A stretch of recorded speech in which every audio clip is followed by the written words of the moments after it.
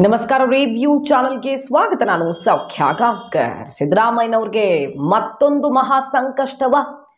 ಈ ಹಿಂದೆ ಯಾವ ವಿಚಾರದಲ್ಲೂ ಕಪ್ಪು ಚುಕ್ಕಿ ಇರಲಿಲ್ಲ. ವ್ರತವನ್ನ ಮಾಡ್ಕೊಂಡು ಬಂದಿದ್ದಾರೆ ಮುಖ್ಯಮಂತ್ರಿ ಸಿದ್ದರಾಮಯ್ಯನವರು ಅಂತ ಅವರ ಪತ್ನಿ ಪತ್ರ ಬರೆದ ಬೆನ್ನಲ್ಲೇ ಕುಮಾರಸ್ವಾಮಿ ಬಿಗ್ ಬ್ಲಾಸ್ಟ್. ಏನಿದು ಹಾಗಾದ್ರೆ?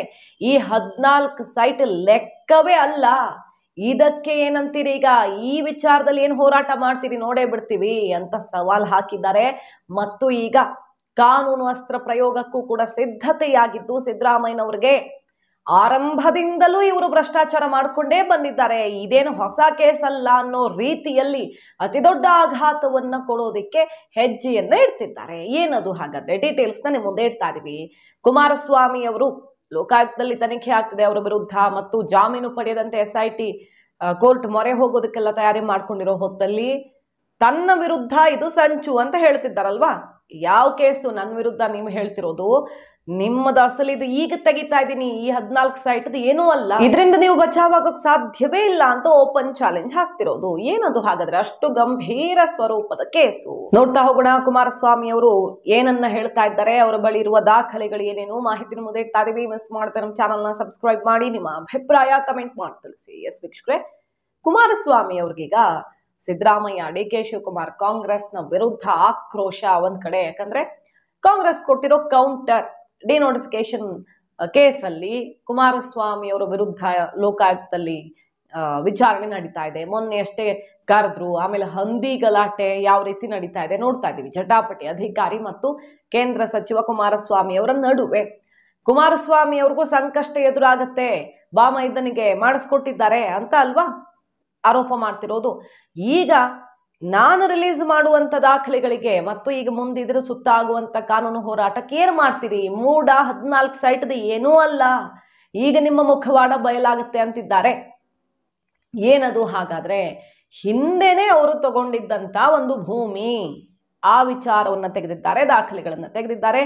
ಸುಪ್ರೀಂ ಕೋರ್ಟ್ ತನಕ ಹೋಗಿ ಮುಟ್ಟಿದೆಯಂತೆ. ಆದ್ರೆ ಅಲ್ಲೇ ಪೆಂಡಿಂಗ್ ಆಗಿಬಿಟ್ಟಿದೆ. ಈಗ ಅದಕ್ಕೆ ಮರುಜೀವ ಬರಲಿದೆ ಅನ್ನುವ ಸುಳಿವನ್ನ ಕೊಡ್ತಿದ್ದಾರೆ ಕುಮಾರಸ್ವಾಮಿ.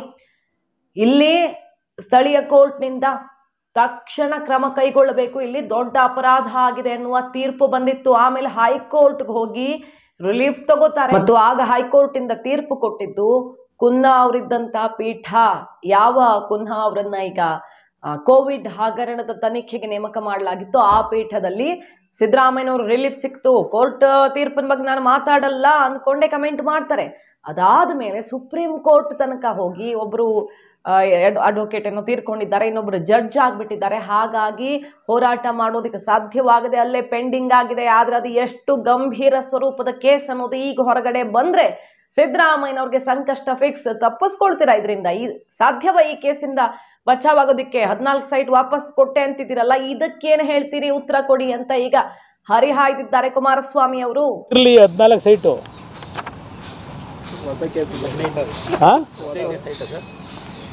ಇದು ಇದೇ ಮೊದಲನೇದು. ಅದಕ್ಕಿಂತ ಮುಂಚೆ ಅದು ಆ ಟೈಮಲ್ಲೇ 97, 98 ಇದೂ ಅವ್ರ ಜ್ಞಾಪಕಾರ್ಥ ಮಾಡೋಕ್ಕೆ ಅಂತ ಡಿನೋಟಿಫಿಕೇಶನ್ ಮಾಡಿಸ್ಕೊತಾರೆ 25 ದಿವಸದಲ್ಲಿ. ನಂತರ ಇಲ್ಲಿ ಹೇಳ್ತಾರೆ, ಇಲ್ಲಿ ಜಡ್ಜು ಆ ಕೋರ್ಟಲ್ಲಿ ಏನು ಹೇಳ್ತಾರೆ? It is argued by the counsel for the complainant that in view of production of all these documents which are marked in the complaint through the complainant, prima facie shows that there is illegal denotification, and based upon the illegal notification sold the property to accused number 1. ಯಾರು accused number 1? Siddaramaiah. Ultimately ಏನು ಹೇಳಿದ್ರು ಅವರು? Register a criminal case for the offences against accused number 1, 5 to 14 for the offences punishable. ಅವ್ರು ಕೊಟ್ಟ judgement ಹೈಕೋರ್ಟಲ್ಲಿ relief ತಗೊಂಡ್ರು.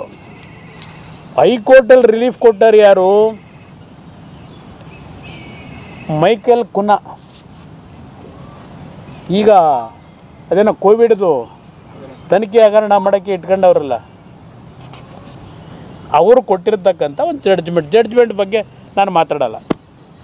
ಸಿದ್ದರಾಮಯ್ಯನವರೇ, ಒಂದು plan sanction ಮಾಡಿಸ್ಕೊಂಡಿಲ್ಲ ಕಟ್ಟಬೇಕಾದ್ರೆ. Total ಇಲ್ಲಿಗ್ಯಾಲಿಟಿ ಇದೆ. ಇದು ಒಂದು ದೊಡ್ಡ ಪ್ರಕರಣ, ಇದೊಂದು ದೊಡ್ಡ ಪ್ರಕರಣ ಇದೆ. ಇದು ನಿಮ್ಮ 14 ಸೈಟ್ಗಿಂತಲೂ ದೊಡ್ಡ. ಹೈಕೋರ್ಟಲ್ಲಿ ಬಂದಿರೋದು ಬೇರೆ. ಪಾಪ ಸುಪ್ರೀಂ ಕೋರ್ಟ್ಗೂ ಹೋದರು ಈ ಪಾರ್ಟಿಗಳು. Special petition in the matter of ಹಾಕಿದ್ದಾರೆ ಇಲ್ಲಿ 2024 21ಗೆ ಸ್ಪೆಷಲ್ ಪಿಟಿಷನ್ ಹೋದರು. ಇದು ಪಾಪ ಅಡ್ವೊಕೇಟ್ ಯಾರು ಹಾಕಿದ್ದವರು ತೀರ್ಕೊಂಡು ಹೋಗೋರಂತೆ. ಇನ್ನೊಬ್ಬರು ಜಡ್ಜ್ ಆಗಿ ಹೋದರು, ಇನ್ನೊಬ್ಬ ಅಡ್ವೊಕೇಟ್ ಇಟ್ಕೊಂಡಿದ್ದು. ಇದು ಕೇಸ್ ಇನ್ನೂ ಇದೆ ಸುಪ್ರೀಂ ಕೋರ್ಟಲ್ಲಿ.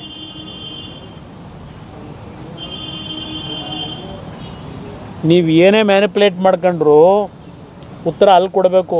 30 ವರ್ಷ ಒಂದು ಸಣ್ಣ ಕಪ್ ಚುಕ್ಕೆ ಇಲ್ಲದೆ ಇಂಥದ್ದು ಸೈಟ್ಗಳು ತಗೋಬೇಕಾಗಿತ್ತ? ನೀವು ಇಷ್ಟೆಲ್ಲ ಊರಿಗೆ ಬುದ್ಧಿ ಹೇಳೋರು. ಇದು ಆ ಎಮ್ಮ ತಗೊಳ್ಳೋಕ್ಕೆ ಬರೋಲ್ಲ ಸೈಟ್ನ.